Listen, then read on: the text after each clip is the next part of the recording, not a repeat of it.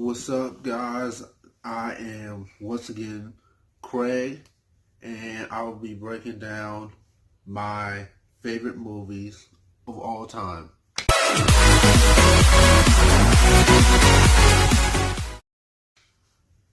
Let's begin. Rain Man. Now, I first discovered this movie, I think Netflix, or I was flipping through the channels one day and I was just bored, so I decided to give this movie a chance. Tom Cruise, of course, one of my favorite actors ever, and I love his portrayal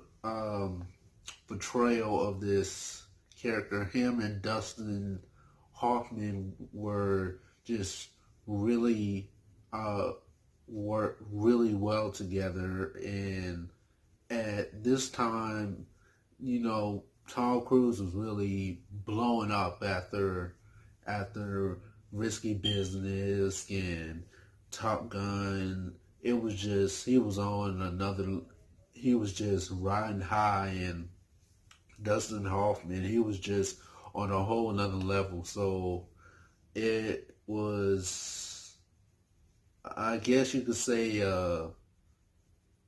kind of like one of those moments where everyone started to look at Tom Cruise as a big star when he started working with someone like Dustin Hoffman, because Dustin Hoffman was a really big deal, and to this day I still watch this movie. I have it on Blu-ray, and I believe it's on Netflix, but I absolutely love this movie.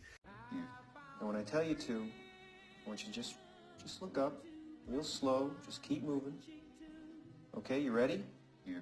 All right, start looking up. Yeah. A little more, keep moving. Just a little more. Yeah. A little more, Ray. All the way up. There you go, Ray. Yeah. You're dancing. This Yeah. is it. Yeah, dancing. Want to close your hand here? Just like that. You're going to turn me like this, okay? Just turn me. That's good. This is dancing. This is dancing. I don't know about you, but I'm starting to feel.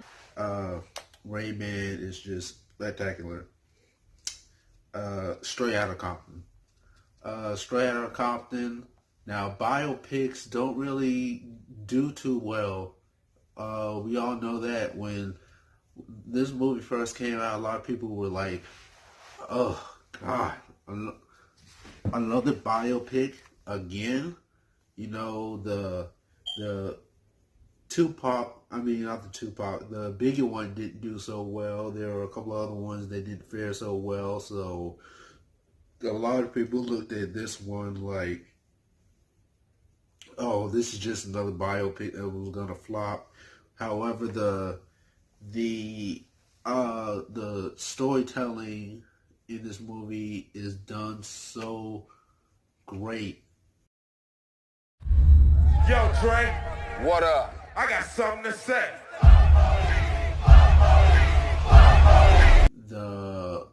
And it's not about, what I really loved is not about the controversy. It's not about gang banging or anything like that. It's about NWA's rise to success and them building up a friendship and a family, and Jason Mitchell's portrayal of Easy was just spectacular. I wish they would have focused more on MC Ren. That was kind of a letdown, because he was also a big part of the group. Other than that, this movie is spectacular. One of the best biopics ever. And I would have to say this is probably one of my favorite movies of the decade. This movie is one of those movies that got cheated out of an Oscar, that should have been nominated for an Oscar. And yeah, and of course this was O'Shea Jackson Jr.'s, motion picture debut, and ever since then he's been hitting some home runs with these movies he's been in. So yeah, this movie just phenomenal. Just blew it out of the water. Um, next one, The Breakfast Club. Uh, like I said about the Rain Man one, I think I was just flipping through channels one day and I saw this on, I think, like HBO or Stars or something like that. And excuse, excuse me. And the one thing I really loved about this movie is that everyone, you could be friends with anyone, no matter where they come from, what race they're from, um, what their personality is, or whatever, and that all five of these characters are so different, but yet there's always that one person that you can always relate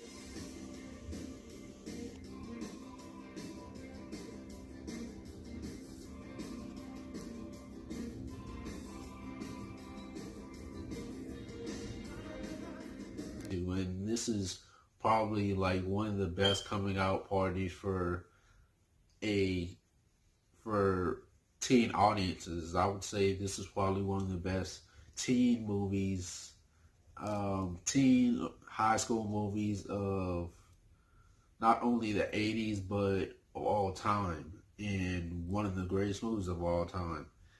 And this is, I mean, what else can you say? It's The Breakfast Club. John Hughes, R.I.P. John Hughes, spectacular, very underrated film film director, writer. Yeah, he really did his thing with this movie. Next, Baby Driver. Now, I'm not sure. I can't remember if I saw too many commercials of this movie when they were promoting it. I'm pretty sure if I did, I don't remember. I wasn't really paying too much attention to this movie. However, my dad, when it came out on DVD, my dad rented it on Redbox, and I just fell in love with it. I was just like, oh my God, where the hell have I been? Why haven't I watched this movie a long time ago? And one of my passions is I love music, just like Baby. I'm obsessed with it, maybe just as much as he is. So that's the one thing that really draws me into this movie, and one thing that draws you into this movie is the action, the how well the music and the action go hand in hand. Like I can't remember the boss, that the guy that's in charge of Baby, the actor that plays him. He said that there's a scene in the movie where he was slapping his money on the table, and he had to do it in the correct timing when the music hit. So that is a challenge in of itself, matching the music with the actions of a fight scene, or a car chase or something like that. And one of my favorite scenes is the when he's gonna get coffee and he's just dancing down the street. The move to the left. That I whenever I see that, I can't help but whenever I hear that song, I can't help but just dance to it. Now that every time I watch that movie, Pulp Fiction. This movie, I mean, I had a feel. I mean, you guys probably already knew this movie was going to be on this list. Quentin Tarantino, God, I think this was his second or third movie. I can't remember, but man, this was a huge deal because I think this was like Samuel Jackson's first like big movie. You know what they call a quarter pounder with cheese in France? No. Tell him, Vincent. Royale with cheese. Royale with cheese. You know why they call it that? Because of the metric system? Check out the big brain on bread. Excuse me, and I know there was some controversy with John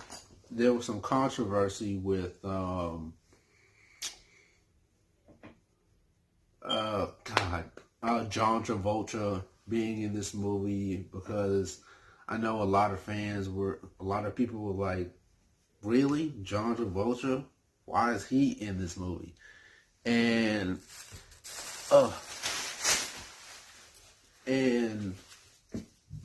once again, Quentin Tarantino's writing and directing and producing it brought it together perfectly, and the chemistry between Samuel Jackson and John Travolta proved people wrong when people were talking crap about John Travolta that, oh, he won't be any good in this movie. John Travolta is not that good and blah blah blah. He really proved his haters wrong with this movie, and he even got an Oscar nomination for it.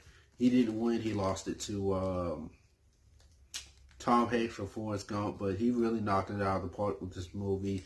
This, of course, everyone remembers the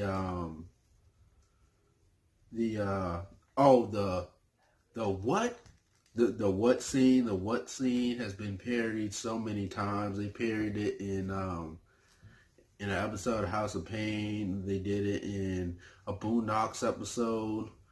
You know the scene. Am I speaking English? Say what one more time. I dare you. I double dog dare you. You know that scene's been parodied. It's so popular, and there's memes everywhere because of this movie. So this was a real home run, and I would say this is probably one of the greatest movies of all time. The Wolf of Wall Street. This just randomly came to me. I knew nothing about the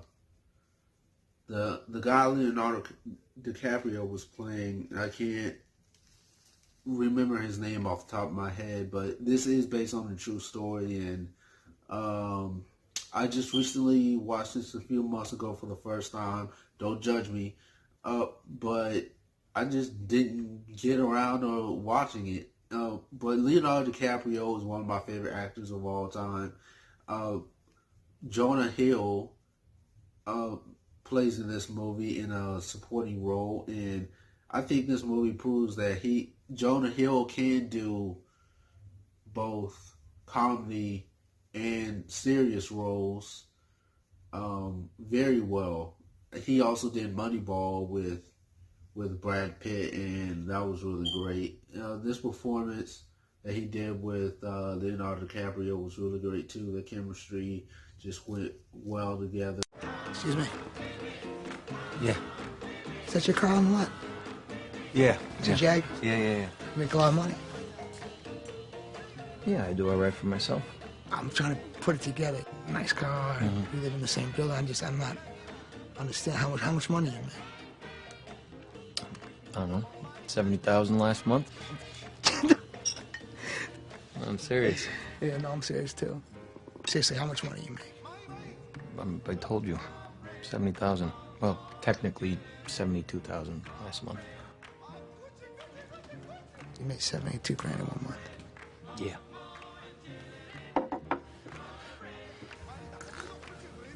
I tell you what. You show me a pay stub for $72,000 on it, I quit my job right now and I work for you.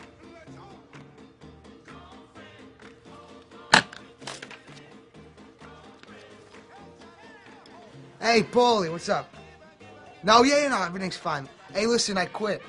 And, you know, Jonah Hill, I would love to see him do more performances like this. One of the funniest scenes in this movie is the Quaaludes. Just the level of hilarity. I've got it. I can roll. I can roll. You know, when they both got messed up on those pills, and you know, Leonardo DiCaprio's crawling on the ground, and he's trying to figure out how to get home, and he lives like right up the street.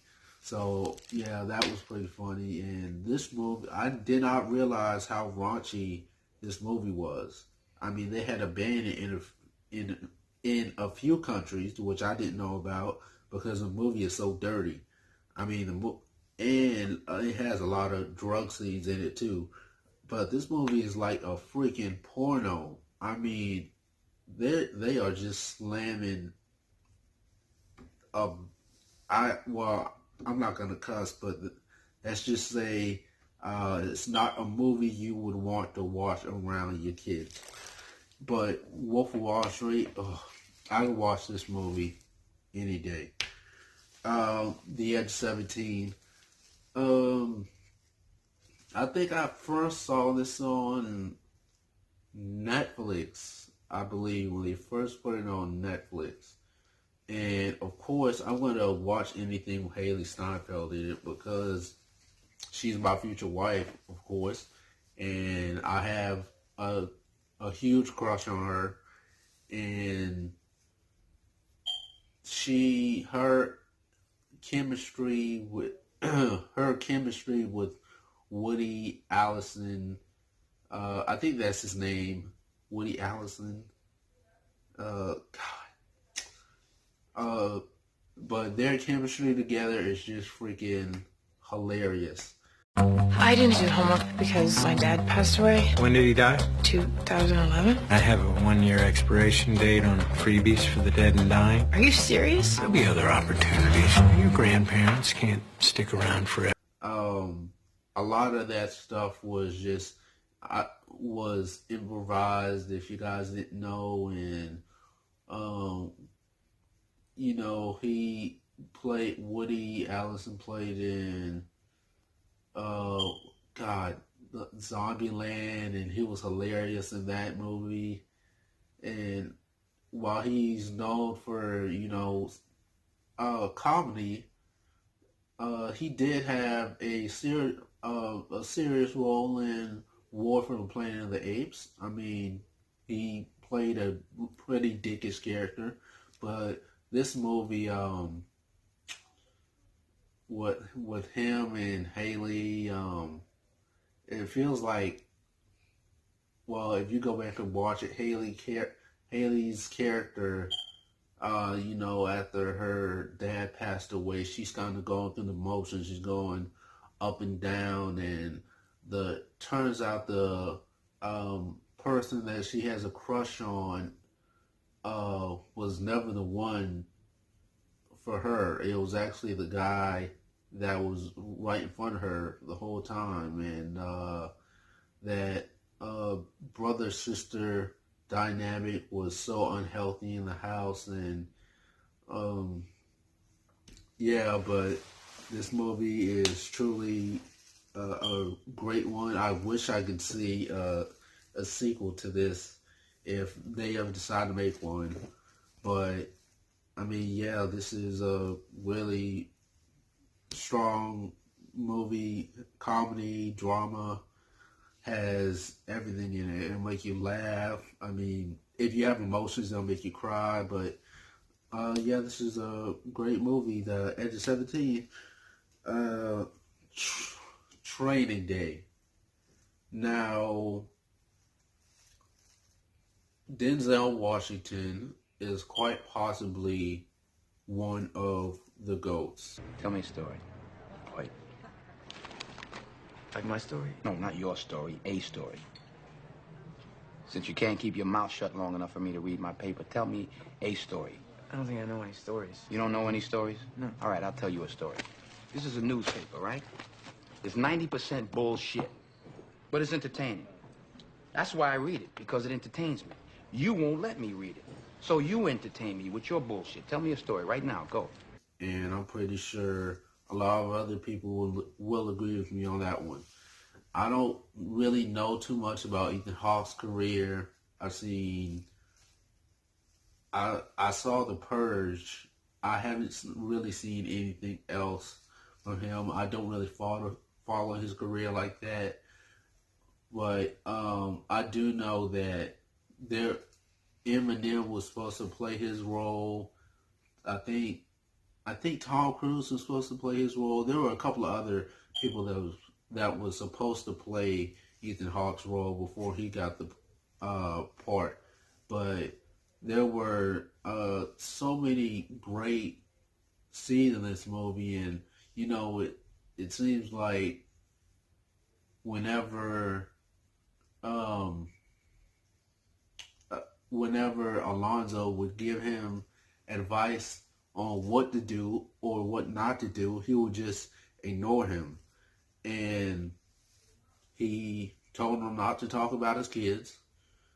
Right before he was going to get killed, he was mentioning how he had a little girl, you know, and it's just little things that it's like Alonzo, the more he is associated with a guy like Alonzo, it's like I'm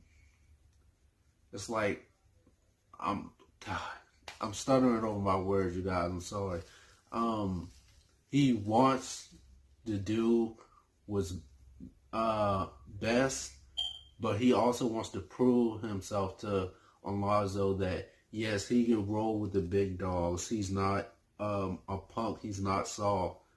And during the finale of this, it really shows that it really shows. And of course, one of the best scenes is the his rant, Denzel's rant on his on everyone in the neighborhood when, you know, Ethan Hawke left them, and he just went off on everybody. That scene is just iconic. King Kong ain't got nothing on me. I mean, everyone still remembers that line. Just absolutely love this movie. And he won an Oscar for it, so hey, I mean, what else can you say? Jackie Brown. Jackie Brown, this was also another movie I watched, I found out through on Netflix. And of course, I have a love for Quentin Tarantino. Quentin Tarantino is phenomenal. I know this was a book turned into a movie. I haven't read the book, but I know he changed a lot of things. In the book, the female lead is Caucasian, and he changed it for the movie. He changed a lot of things, actually. I feel like this is a really underrated Quentin Tarantino film. It doesn't get as much it doesn't get enough appreciation as the other ones do, like Django or Inglourious Basterds, movies like that. And the opening scene with Samuel Jackson and Chris Tucker, I mean, that is just freaking hilarious. I wish they would have done more with Robert De Niro. That was kind of disappointing. It just seemed like he just happened to be there. He didn't really have a lot to do or a lot to say. But, this movie is really a better underrated movie of Quentin Tarantino, like I said. And Pam Grier, she should have gotten an Oscar nom for this. But hell, well, those are the breaks. And this is one of those Quentin Tarantino movies that doesn't really have a lot of killing in it, or a lot of deaths in it. There's only 4 of them. The other movies, there is a hell of a lot more violence in it. So, that's a good thing if you guys don't like a lot of that blood and guts and stuff that he does. But hell, he's a movie, he's an artist, so he can do whatever he wants. But yeah, Jackie Brown, very underrated movie, and if you haven't seen it, you guys should check it out, because I don't think a lot of people really know about this one as much as the other ones. The Incredibles. The Incredibles, of course, who doesn't love Pixar? I saw this movie when I was a kid, and I know a couple of years ago, the second one came out. However, I don't think the second one is as good as the first one. I think the first one better, mainly because of the plot. In the second one, we all knew who the villain was going to be. It just seemed like in the second one they were just going through the motions. But the first one, the reason I love The Incredibles so much is because it's essentially Pixar's Fantastic Four. And if you have it took me a while for me to pick up on this, but essentially it's a better version of Fantastic Four than Fantastic Four, because they've tried that 3 times and they failed. And Fantastic Four didn't come out to a year after this was released.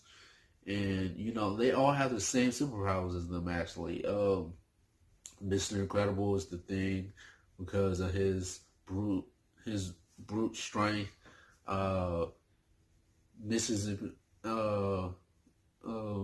Elastigirl is Mr. Fantastic because of her ability to stretch her body. Violet is Invisible Woman. Jack is Human Torch because he can set his body on fire as well as do many other things. And also Dash is the Flash because of his super speed. So if you didn't know, now you know.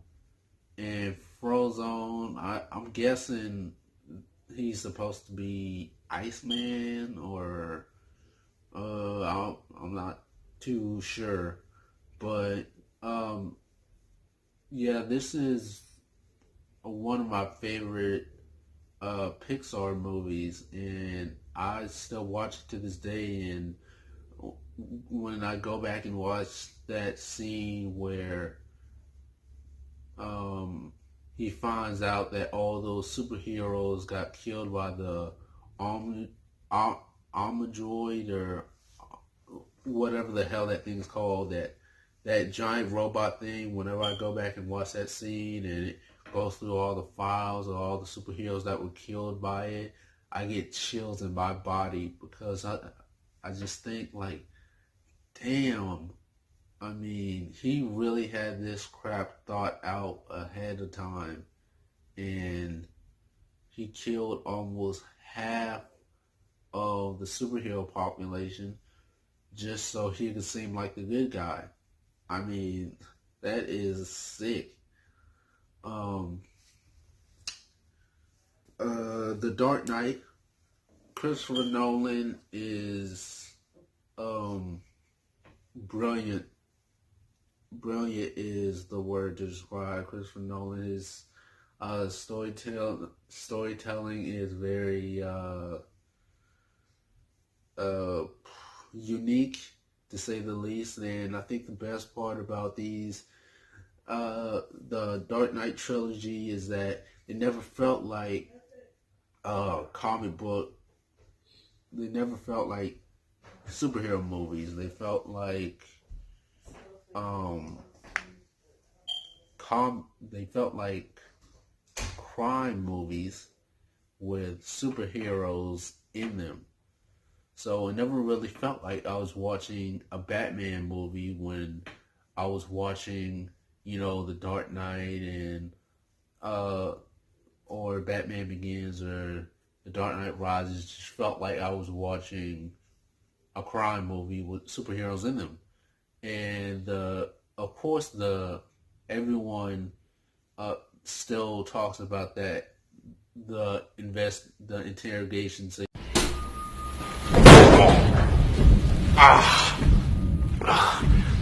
Never start with the head. The victim gets all fuzzy. He can't feel the neck. See? That in itself was very, what's the word I would describe? Intense. He really did punch him in that scene. And also with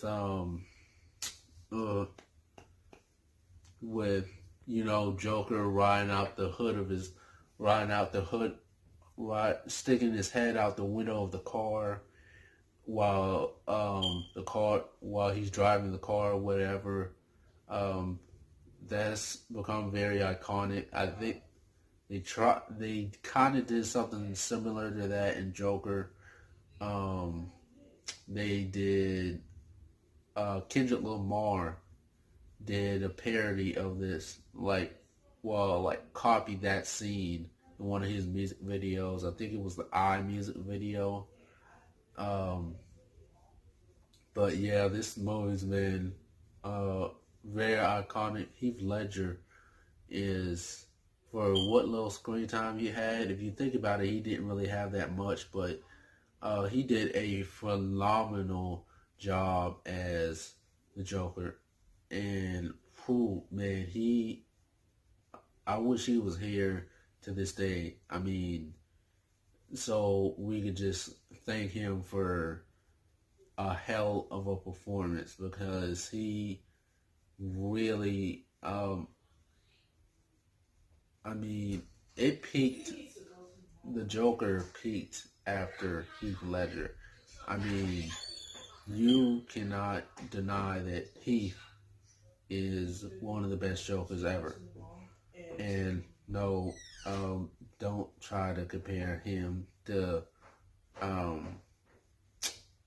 River. I mean, him to Joaquin or Joaquin Phoenix or whatever the hell his name is. And finally, Spider-Man Into the Spider-Verse. Now, of course, I was more excited about this than Venom. I don't know anyone that was excited about that movie, but the animation in this movie was freaking beautiful. It was well done. The story, everyone finally wanted to see Miles Morales on the big screen, and we finally got him, and it did not disappoint. And I think that one of the reasons this movie did so well is because they let the people in charge do their own thing. And I don't really think, well, rumor has it, I'm not too sure, but rumor has it that that Sony wasn't really confident about the movie. However, I mean, the fans seem to love it. And this is probably one of the best. I'm not a fan of origin stories. However, this one does. This one was done very well with Miles, and one thing I really loved about this movie is that I think the lesson that it tries to portray is that anyone can be a superhero, no matter what ethnicity, no matter where you come from, whether you're rich, whether you're poor, whether you're fat, whether you're skinny, girl, boy, human, or pig. Anyone can be a superhero, and the soundtrack in this movie, oh God, just phenomenal. I don't know how many times I listened to that, and it's still funny how they poke fun at Spider-Man 3 with Miles walking down the street and doing that cringy dance that Peter was doing, you know. So yeah, that was very interesting. So yeah, that was a very one of my favorite Spider-Man movies, and I would say that's probably one of the best Spider-Man movies ever. That's debatable for some people. I would say then after it's Spider-Man 2. But I mean that's just me. But yeah, now that you know, that is me breaking down all of my favorite movies. What are your guys' favorite movies? Let me know in the comment section. Don't forget to like, share, comment, subscribe, and I'll see you guys in my next video. Peace.